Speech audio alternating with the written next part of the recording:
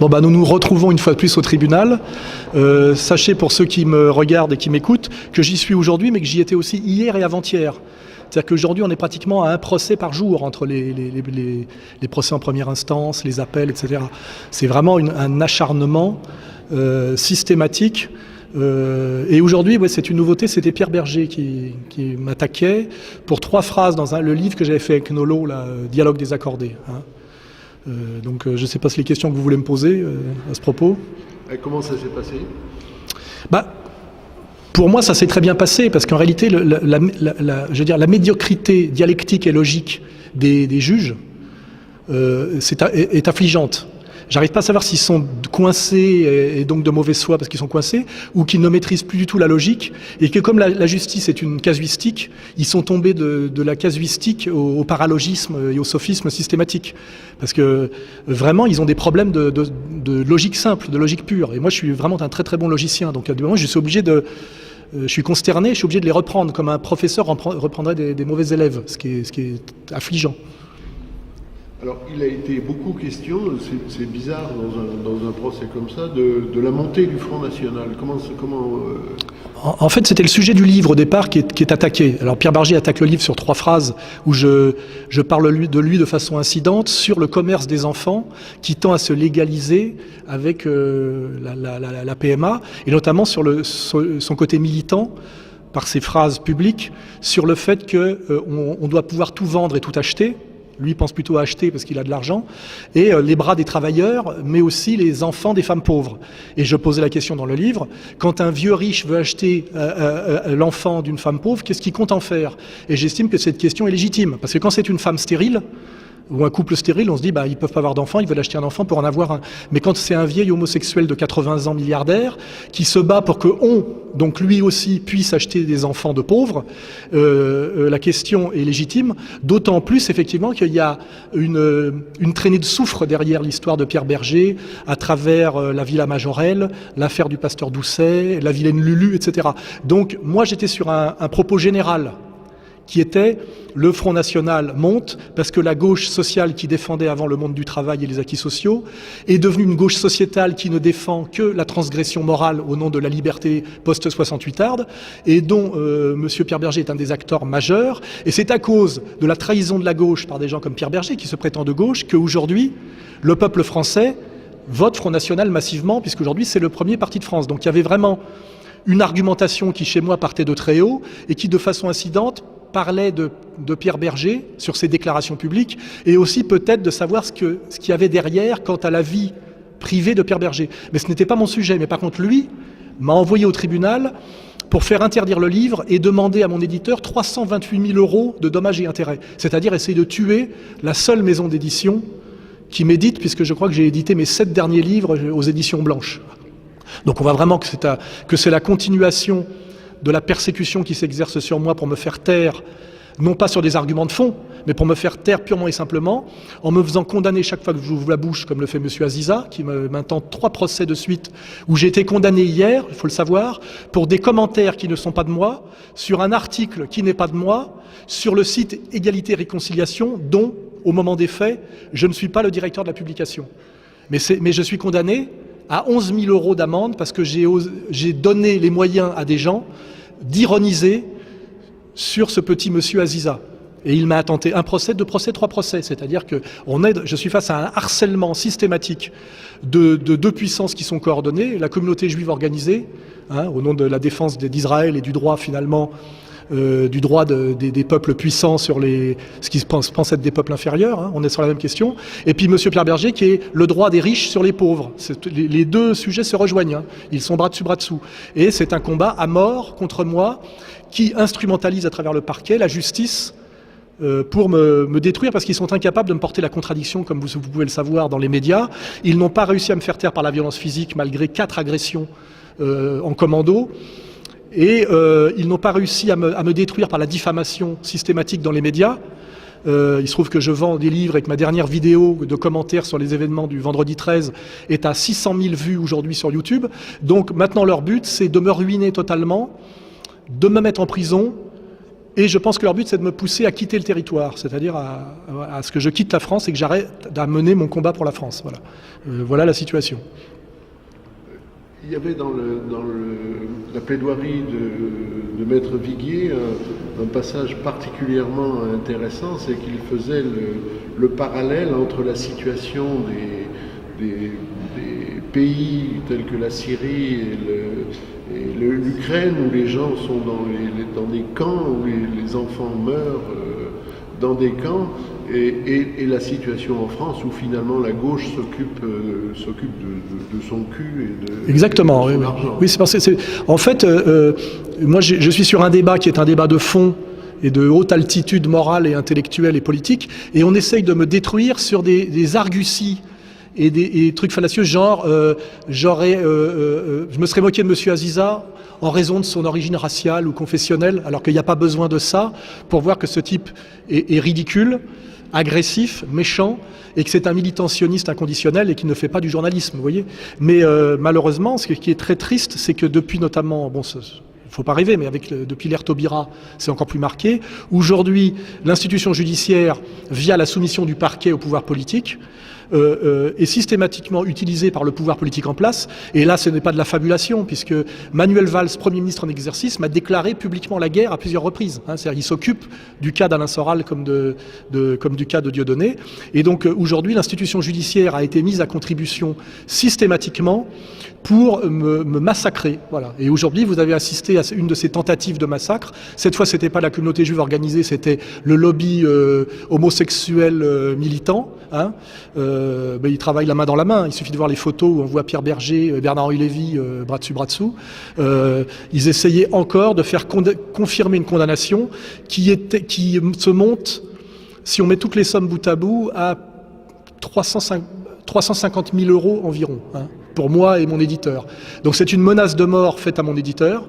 C'est bien, ça le menaçait de mort, ouvertement, parce qu'une condamnation de 328 000 € pour un éditeur, c'est la mort, et puis surtout, c'est le dernier livre qui m'éditera, vous voyez. Et puis moi, c'est une fois de plus une condamnation qui, quand on met tout bout à bout, se monte en première instance à 18 000 €. Et comme en appel, j'étais obligé d'aggraver ma position, puisque en première instance, j'avais dit simplement que je n'avais pas diffamé Pierre Berger et que je ne le traitais pas de pédophile. Et comme j'étais condamné pour diffamation, j'ai dit ce n'est pas une diffamation parce que la question que je pose est de bonne foi et elle est légitime. Donc je dis bien, je ne traite pas Pierre Berger de pédophile, mais j'estime légitime de lui poser la question. Qu'est-ce qu'il pense de la question ? Et aussi, on peut s'intéresser effectivement à des choses qui se sont passées où son nom revient régulièrement. Ça va jusqu'à des articles de VSD sur la Villa Majorelle, ce qui se pratiquerait à la Villa Majorelle au Maroc. Et quand j'ai dit d'ailleurs au tribunal en plaisantant un peu, je ne me permettrai pas de traiter Pierre Berger de pédophile, d'autres sont morts pour ça. Je rappelle que l'affaire du pasteur Doucet, ça serait intéressant qu'on y revienne. C'était un prêtre défroqué de protestant, je crois, un pasteur, qui organisait des parties fines pédophiles et il aurait fait chanter un certain homme puissant, ami de Frédéric Mitterrand, homosexuel richissime dans la mode.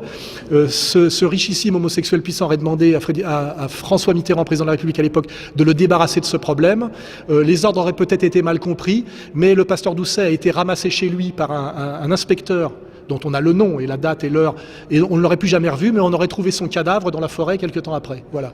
C'est l'affaire du pasteur Doucet, qui a valu un certain nombre d'articles écrits à l'époque par Jean Edernalier dans l'Idiot International, qui a valu une enquête de fond de Jean-Paul Cruz, journaliste connu, ancien délégué CGT du journal Libération, et qui a valu aussi des déclarations du capitaine Baril, qui n'est pas n'importe qui, puis il s'occupait de la sécurité élyséenne sous Mitterrand, et qui a un mot un peu couvert pour se protéger, mais quand même assez découvert pour ceux qui connaissent le dossier, a bien rappelé qu'il y avait un lien entre la mort du pasteur Doucet et la supposée pédophilie de monsieur Pierre Berger. Voilà.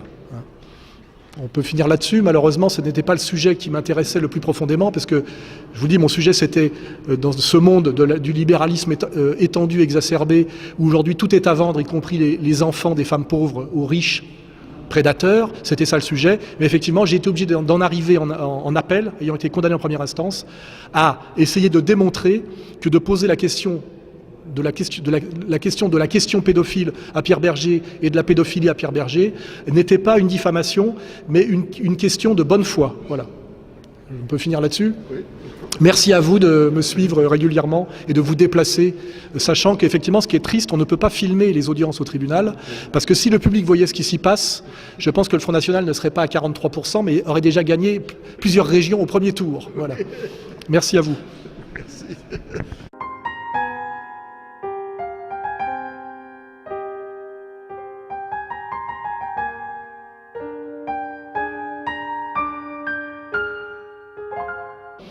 De me mettre en prison, et je pense que leur but c'est de me pousser à quitter le territoire, c'est-à-dire à ce que je quitte la France et que j'arrête à mener mon combat pour la France. Voilà, voilà la situation.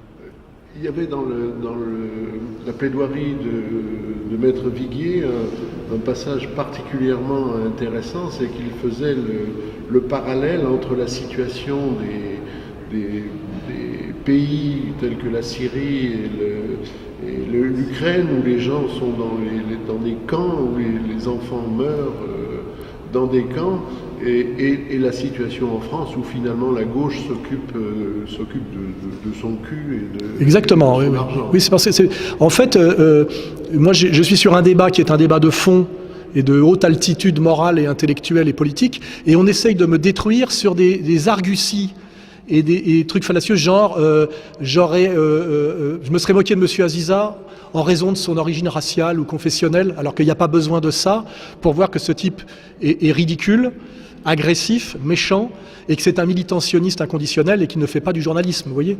Mais malheureusement, ce qui est très triste, c'est que depuis notamment, bon, il ne faut pas rêver, mais depuis l'ère Taubira, c'est encore plus marqué. Aujourd'hui, l'institution judiciaire, via la soumission du parquet au pouvoir politique, est systématiquement utilisée par le pouvoir politique en place. Et là, ce n'est pas de la fabulation, puisque Manuel Valls, Premier ministre en exercice, m'a déclaré publiquement la guerre à plusieurs reprises. C'est-à-dire qu'il s'occupe du cas d'Alain Soral comme du cas de Dieudonné. Et donc aujourd'hui, l'institution judiciaire a été mise à contribution systématiquement pour me massacrer. Voilà. Et aujourd'hui, vous avez assisté à une de ces tentatives de massacre. Cette fois, c'était pas la communauté juive organisée.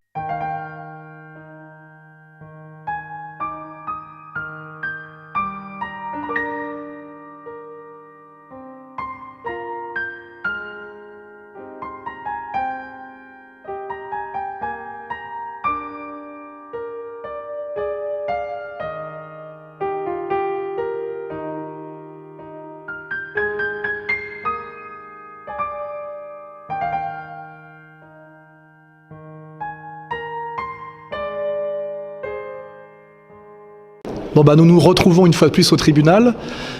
Sachez pour ceux qui me regardent et qui m'écoutent que j'y suis aujourd'hui, mais que j'y étais aussi hier et avant-hier. C'est-à-dire qu'aujourd'hui on est pratiquement à un procès par jour entre les procès en première instance, les appels, etc. C'est vraiment un acharnement systématique.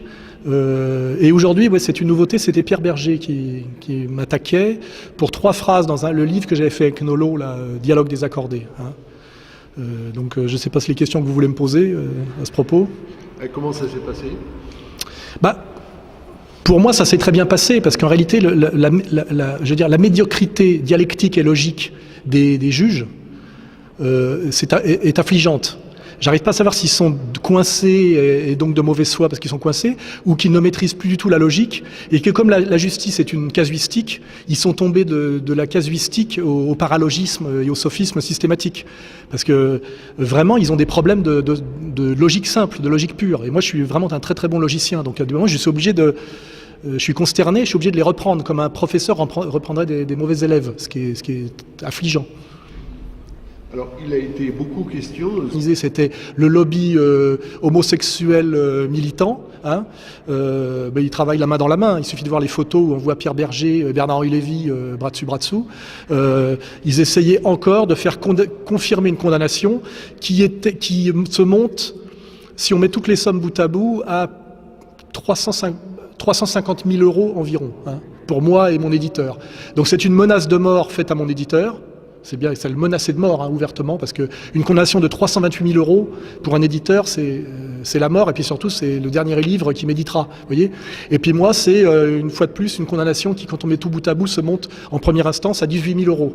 Et comme en appel j'étais obligé d'aggraver ma position, puisque en première instance j'avais dit simplement que je n'avais pas diffamé Pierre Berger et que je ne le traitais pas de pédophile. Et comme j'ai été condamné pour diffamation, j'ai dit ce n'est pas une diffamation parce que la question que je pose est de bonne foi et elle est légitime. Hein. Donc je dis bien, je ne traite pas Pierre Berger de pédophile, mais j'estime légitime de lui poser la question. Hein. Qu'est-ce qu'il pense de la question ? Et aussi, on peut s'intéresser effectivement à des choses qui se sont passées où son nom revient régulièrement. Hein. Ça va jusqu'à des articles de VSD sur la Villa Majorelle, ce qui se pratiquerait à la Villa Majorelle au Maroc. Et quand j'ai dit d'ailleurs au tribunal en plaisantant un peu, je ne me permettrai pas de traiter Pierre Berger de pédophile, d'autres sont morts pour ça. Je rappelle que l'affaire du pasteur Doucet, ça serait intéressant qu'on y revienne. C'était un prêtre défroqué de protestant, je crois, hein, un pasteur, qui organisait des parties fines pédophiles et il aurait fait chanter... C'est bizarre dans un procès comme ça de la montée du Front National. En fait, c'était le sujet du livre au départ qui est attaqué. Alors Pierre Berger attaque le livre sur 3 phrases où je parle de lui de façon incidente sur le commerce des enfants qui tend à se légaliser avec la PMA et notamment sur son côté militant par ses phrases publiques sur le fait qu'on doit pouvoir tout vendre et tout acheter. Lui pense plutôt à acheter parce qu'il a de l'argent, et les bras des travailleurs, mais aussi les enfants des femmes pauvres. Et je posais la question dans le livre, quand un vieux riche veut acheter l'enfant d'une femme pauvre, qu'est-ce qu'il compte en faire ? Et j'estime que cette question est légitime, parce que quand c'est une femme stérile, ou un couple stérile, on se dit ils peuvent pas avoir d'enfant, ils veulent acheter un enfant pour en avoir un. Mais quand c'est un vieil homosexuel de 80 ans milliardaire qui se bat pour que donc lui aussi, puisse acheter des enfants de pauvres, la question est légitime, d'autant plus effectivement qu'il y a une traînée de soufre derrière l'histoire de Pierre Berger, à travers la Villa Majorelle, l'affaire du pasteur Doucet, la vilaine Lulu, etc.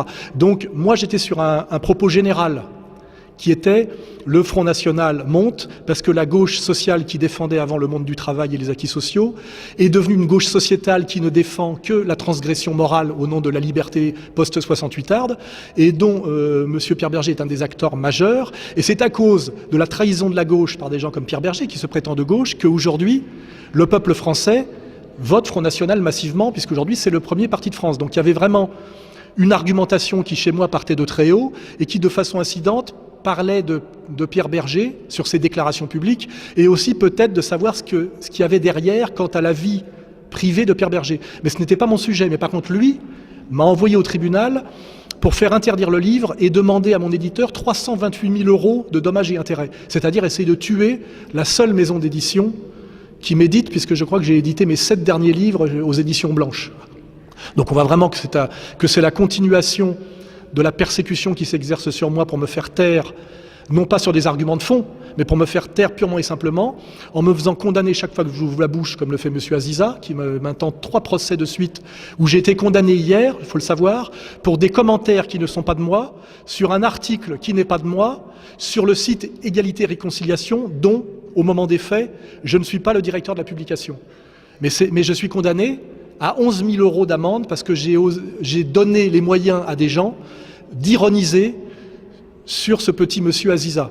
Et il m'a intenté 1 procès, 2 procès, 3 procès. C'est-à-dire que je suis face à un harcèlement systématique de 2 puissances qui sont coordonnées, la communauté juive organisée, au nom de la défense d'Israël et du droit finalement, du droit des peuples puissants sur ce qui se pense être des peuples inférieurs, on est sur la même question, et puis monsieur Pierre Berger qui est le droit des riches sur les pauvres.